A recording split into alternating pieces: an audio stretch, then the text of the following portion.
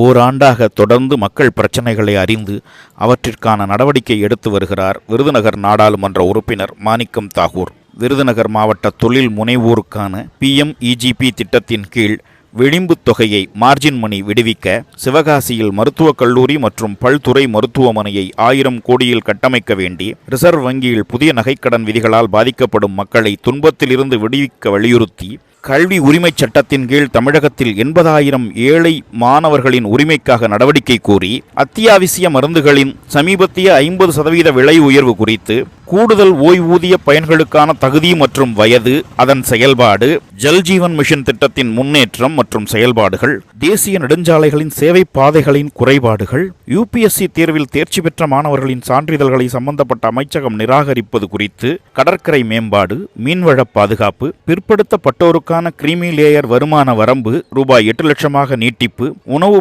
பாதுகாப்பு விதிமுறை என பல்வேறு மக்கள் பிரச்சினைகளுக்கு கடந்த ஓராண்டில் சம்பந்தப்பட்ட மத்திய அமைச்சர்களை நேரில் சந்தித்தும் கடிதம் எழுதியும் வலியுறுத்தி மக்களின் பணியினை மகத்தாக தொடர்ந்து வருகிறார் விருதுநகர் நாடாளுமன்றம் உறுப்பினர் மாணிக்கம் தாகூர்.